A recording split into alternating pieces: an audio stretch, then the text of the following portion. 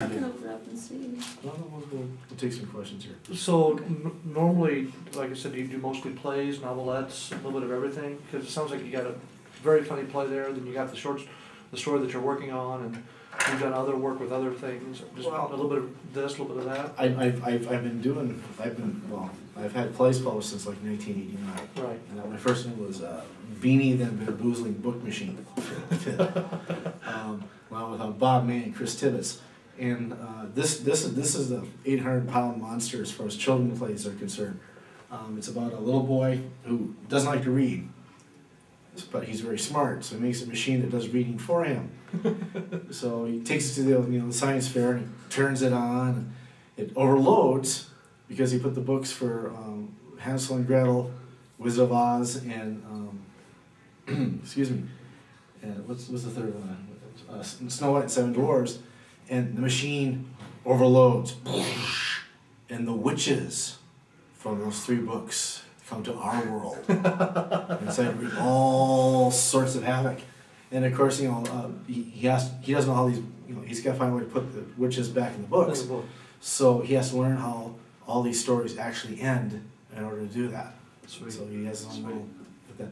Because a lot of people don't realize, like for Snow White and Seven Dwarfs, the queen, the evil queen at the end, they trick her into putting on some dancing shoes, and she basically dances herself to death. We actually don't show that on stage. She goes, and runs off stage and whatever. Dances on. But it's a very interesting play, and it's done very, very well. And then I've done some other children's work, Paired Energy with myself and Mitch Bernson, who you may recognize from the Sportsman Channel. He was the voice on Wolfpack Bow Hunting with Eddie Duncan, with those soft, dulcet, pear-shaped tones. This is Paired Energy. This is a psychological horror play. Awesome. More or less. This is from Original Works of California. I've done The Unmasking of Sherlock Holmes from Hewer, www.hitplays.com. Whoa, I'm really losing my voice. I've been talking so darn much. I have Shida Kinosuzume from here, which is also another Japanese folktale adaptation. Awesome. We have, and then, this recent from Skull Vines Press. Recently was Theater of the Macabre. This is actually the one-act adaptations of 3 of my more grisly thriller and mystery horror stories that's collected. This is actually doing pretty good. I've got such titles, like, let's see here.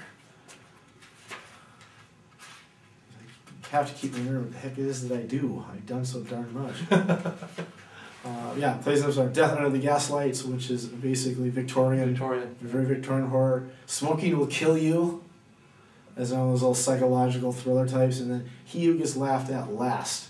Probably the comedian's worst nightmare. So. And it's also got an introduction from Dr. David Beard from the University of Minnesota Duluth. Oh, so it's got a little academic backing behind it. That's good. He has a wonderful essay in there about based on my career and based on what it is, to be a playwright, and I guess I've done some good things. So the majority of your works are plays?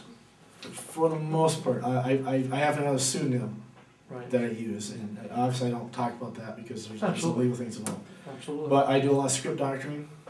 Again, a lot of stuff I can't talk about. Absolutely. I have optioned off some screenplays. That's good. Unfortunately, it's good and it's bad. Usually only 1 out of 9 screenplays actually gets put to film. Right. I'm one of those screenwriters that write scripts that people say, okay, we've got a script, so no one else can do this type thing. And then it gets put in a vault for a while and it sits there and waits.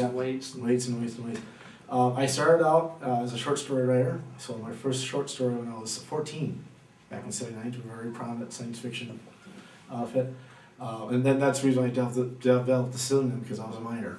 Right. I did a lot of short stories. I'm doing novels again because I know when I go to conventions, people pick up a play and they become very confused. Play at a fantasy convention. What's this all about? So I've gone back. I'm with Shane Moore's Death Walker universe, and I will be doing a series of books about, well, pirates and privateers and zombies and shark worshipping cannibals that are having cooks on board. So a lot of things like that, and I'm really looking forward to the series because we've already got a really lot of good scuttlebutt, a lot of good, Feedback. word of mouth already on it. So apparently I'm doing something good already, and the book isn't even out yet. So that's good, and I think I'm down for doing 5 books Awesome. already. And we've already done, I think last night at the bar we negotiated some other stuff too, so Awesome. we're looking at that.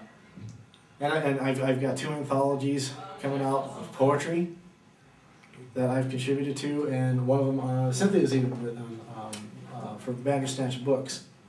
What's the title of that one? It is, I'm drawing blank. Ezra Pound. Yeah.